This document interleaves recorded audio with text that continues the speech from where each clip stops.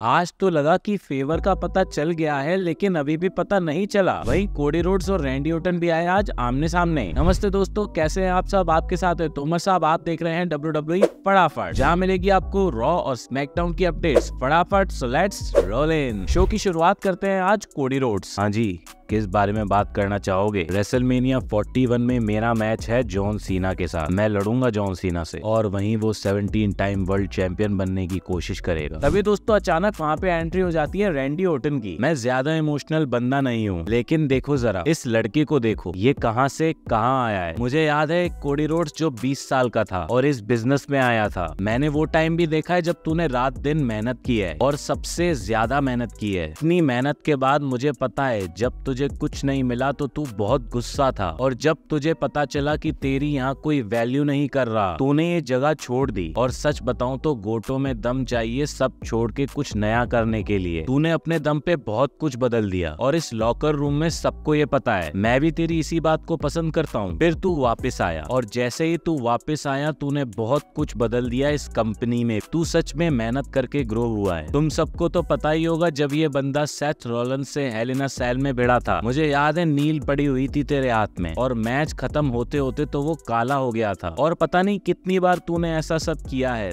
दर्द झेला है, सिर्फ खुद को प्रूव करने के लिए नहीं, अपने फादर के लिए, इन लोगों के लिए। फिर रेसलमेनिया में तूने अपनी कहानी भी खत्म कर ली। टिकट सेल्स बढ़ गई, हम ग्लोबल चले गए, सब सही चल रहा है। सब कुछ 90% तेरी वजह से सही चल रहा है और मैं कुल मिला के यही कहना चाहता हूँ। मैं तेरे को देख के बहुत प्राउड फील करता हूँ। मगर मगर मगर अब वक्त है रेसलमेनिया का और सच बता रहा हूँ, केविन ओवेंस का तो मैं बैंड बजाने वाला हूँ। उसका तो मैं सर धड़ से अलग करके ही मानूंगा। और मुझे ये भी पता है तू भी जॉन सीना को पीट पीट के अपनी चैंपियनशिप रिटेन कर लेगा। मगर जैसे भाई जॉन सीना 17 टाइम चैंपियन बनने की सोच रहा है, मैं भी 15 टाइम बनने की सोच रहा हूँ। मगर मैं तुझे पीछे से नहीं मारूंगा, मैं तुझे रिस्पेक्ट करता हूँ भाई। मैं जब भी आऊंगा इसके लिए मैं बता के आऊंगा। लेकिन दोस्तों एक बंदा बिना बताए वहां आ जाता है, जो कि है ड्रू मैकिंटायर। आते ही बंदा बोलता है, क्या बात है, दो नेपोटिज्म के चौधे रिंग में बड़ा बड़ा ज्ञान पेल रहे हैं, मुझसे तो नहीं देखा जा रहा है ये सब। तू क्या बोल रहा है रैंडी? जॉन सीना के बाद तू लड़ेगा कोडी रोड्स से? अबे जब से आया है क्या ही किया है तूने? बस 4 किलो वेट बढ़ाने के अलावा। मोटे चल लाइन में पीछे लग चल। और तू कोडी, तुझे मैंने समझाया था लेकिन तू मेरे को ही मारने लगा था। सबको सुनना चाहिए था कि जॉन सीना तेरी लेगा और अगली ही रात को जॉन सीना ने तेरे को इसी रिंग में पटक के ली तेरी। असल में तो रेसलमेनिया में कोडी रोड्स का मैच होना था यूके के अकेले वर्ल्ड चैंपियन ड्रू मैकिंटायर के साथ में, बट नहीं हो पाया क्योंकि वो अंडरटेकर की नकली कॉपी डेमियन प्रीस्ट बीच में घुस गया। चलो अब सब छोड़ो, अब बात करते हैं क्या होगा। रैंडी तू नहीं लेगा ये टाइटल, मैं लूंगा, समझा? अबे बकवास बंद कर, मुद्दे पे आ। मुद्दे पे आता हूँ, चल। केविन ओवेंस बोलता तो वैसे सही है, बाहर से तो तू फिट लग रहा है लेकिन अंदर से तो तेरी कमर टूटी हुई है। मुझे मौका दे, सही कर देता हूँ। और तू कोडी आगे कुछ बोलते उससे पहले ही कोडी रोड्स उनको सूद देते हैं। रैंडी ऑर्टन भी आरकेओ मारने वाले होते हैं लेकिन वो पीछे हट जाते हैं। बाद में रैंडी ऑर्टन और ड्रू मैकिंटायर का भी मैच सेट हो जाता है। फिर इन दोनों के मैच के अंदर रैंडी ऑर्टन पूरा मोमेंटम बना लेते हैं, लेकिन तभी वहाँ पे केविन ओवेंस की एंट्री होती है, डिस्ट्रैक्शन होता है और रैंडी ऑर्टन ड्रू मैकिंटायर से मैच हार जाते हैं। फिर केविन ओवेंस रैंडी ऑर्टन को पाइल ड्राइवर मारने की कोशिश भी करते हैं लेकिन वो वहाँ पे चूक जाते हैं। ओवरऑल इनकी कहानी को बस थोड़ा सा मूव किया गया है, ज्यादा कुछ खास हुआ नहीं। बाद में बैक स्टेज ड्रू मैकिंटायर और डेमियन प्रीस्ट भी भिड़ जाते हैं और चोक स्लैम खाते हैं ड्रू मैकिंटायर गाड़ी के विंडशील्ड पे। लेकिन सैवेज मूवमेंट तो तब होता है जब बगल से सीएम पंक निकल रहे होते हैं और उनको देख रहे होते हैं।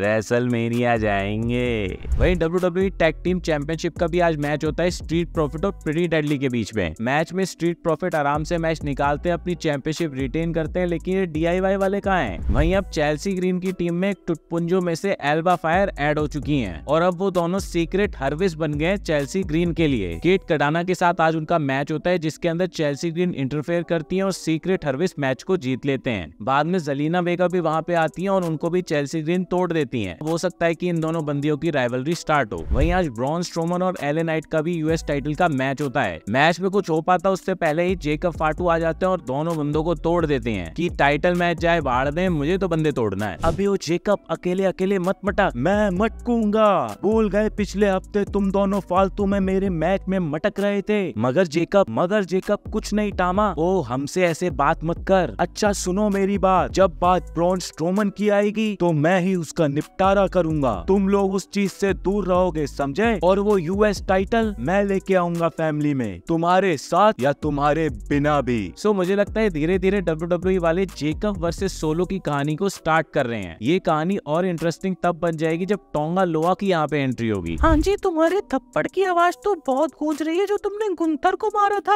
हाँ, मैं तो फिर से मारने वाला हूँ। मेरा भाई जरा अंडर कॉन्फिडेंट क्या हुआ, ये गुंथर ज्यादा ही चढ़ने लगा। और ऐसा नहीं है भाई, वो गुंथर हार सकता है। मैं रॉ पे जाऊंगा और उसका पिछवाड़ा तोड़ूंगा। रेसलमेनिया में मेरा भाई जाएगा और उसका पिछवाड़ा तोड़ेगा और वर्ल्ड चैंपियन बनेगा। ये करेगा वो करेगा, जरा देखियो इसको। क्या हुआ बे? अरे कुछ नहीं, मैं तो बस ये बोल रहा था कि तू इतने डींगे मार रहा है, तू बस दूसरा उसो ही तो रहा है पूरे करियर में। तू और तेरा भाई दोनों का करियर बस यही तो है, साइड में खड़े होना। गुंथर बहुत बड़ा आदमी है, तुम नहीं हरा पाओगे उसे। और थप्पड़ तो ऐसे किसी को भी मत मार भाई। अच्छा चल रिंग में बताता हूँ तुझे। फिर जिमी और मिस के बीच में एक मैच होता है जहाँ पे जिमी उसो मैच को जीत लेते हैं और मोमेंटम लेके जा रहे हैं अपने रॉ के मैच के लिए। लेकिन रॉ पे तो गुंथर को ही जीतना है, ये तो हम सबको पता है। वही नियोमी भी आज एक्सप्लेन करती है कि भाई क्या दिक्कत हुई थी उनको। बताती है कि उनको जेड और बियंका की इस दोस्ती से बड़ी दिक्कत हुई क्योंकि उनकी और बियंका की बॉन्ड बहुत अच्छी थी और जेड के आने के बाद उनकी बॉन्ड वीक हो गई और वो तीसरी बंदी बन गई। उनको साइडलाइन कर दिया गया, इसीलिए उन्होंने ये सब किया। वहीं आज मिशन का भी मैच होता है शार्लेट फ्लेयर के साथ, जहाँ नियोमी मैच स्टार्ट होने से पहले ही इंटरफेयर करके मिशन को तोड़ देती हैं क्योंकि मिशन जेड कारगिल की बहुत अच्छी दोस्त है। जेड उनको बचाने आती है तो नियोमी वहाँ से भाग जाती है। फाइनली वुमेन्स डिवीजन में किसी की कहानी को तो थोड़ी वैल्यू दी जा रही है। फिर शार्लेट फ्लेयर और आदि टूटी मिशन के बीच में मैच होता है। मैच के अंदर मिशन से टैप आउट करवा के शार्लेट फ्लेयर मैच को जीत लेती हैं। और वहीं टिफनी भी बताती है कि अगर वो रेसलमेनिया में जाके हार भी जाती हैं तो लोग यही कहेंगे कि यंग सुपरस्टार थी, रेसलमेनिया तक पहुंची, बहुत बड़ी बात है। लेकिन अगर शार्लेट फ्लेयर उस मैच को हार जाती है तो उनकी बहुत ज्यादा बेइज्जती होगी और उनका मजाक बन जाएगा कि इतनी नई बंदी से वो हार गई। वहीं उसके बाद मच अवेटेड कॉन्ट्रैक्ट साइनिंग होती है Roman versus Seth versus CM Punk के मैच की। सबसे पहले रोमन रेंज आते हैं और क्राउड रोमन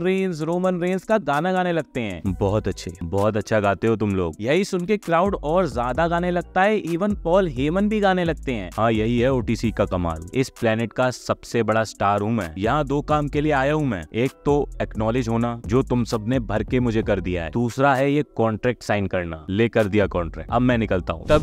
तभी वहाँ आ जाते हैं सेथ रॉलिंस। गाना तो ये क्राउड मेरा भी अच्छा गाता है। रोमन भाई क्या जल्दी है तुम्हें जाने की? याद आया इस जगह को देख के कुछ? 12 साल पहले यहीं पे हमने हेलीकॉप्टर से एंट्री की थी, अंडरटेकर को ठोका था और WWE को स्टेटमेंट दी थी कि हम इस जगह को रूल करने वाले हैं। और तब से बहुत कुछ हुआ है, एक दूसरे से लड़े हैं, बहुत दुश्मनी बनी, लेकिन हम सच में रूल तो करने लगे इस कंपनी को। हम खत्म, अब मैं हूँ। मैंने लेवल बनाया है इस जगह का, मैंने बेहतर बनाया है सब कुछ यहाँ, मैंने वैल्यू बनाई है इस जगह की, मैंने करोड़ों अरबों बनाए हैं इस बिजनेस के लिए। तो हम क्या कर रहा है? तूने ऐसा किया ही क्या है? मैंने यही किया है, तेरा माइंडसेट ऐसा बना दिया है, तुझे बार बार तंग करके, समझ रहा है? और तेरी अभी ये सबसे बड़ी गलती है कि तू समझ नहीं रहा कि सीएम पंक कितनी बड़ी बीमारी है। तू वॉर गेम्स में उसको तोड़ सकता था लेकिन तूने उससे वहाँ हाथ मिला लिया।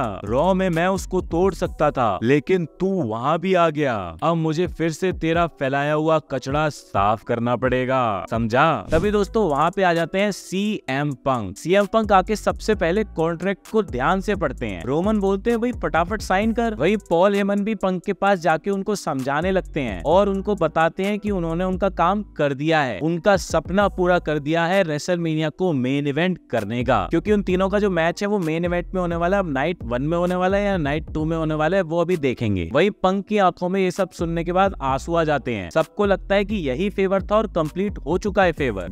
बट जाते जाते बंदा ये कह जाता है कि ये वो फेवर नहीं है जिसकी उसने बात की थी। तो दोस्तों इस मैच के पन्ने तो धीरे धीरे सस्पेंस के साथ खुल रहे हैं। जैसे जैसे पन्ने खुल रहे हैं वैसे वैसे चीजें सही तो होती जा रही हैं। बस अब नेक्स्ट पन्ने में इनका जो टाइटल मैच अपॉर्चुनिटी वाला क्लॉज है वो और आ जाए, फिर उसके बाद इस मैच को देखने का असली मजा आएगा। बाकी ये तो था दोस्तों स्मैकडाउन का वीडियो। अब मिलते हैं आपसे नेक्स्ट वीडियो के साथ, तब तक के लिए सायोनारा।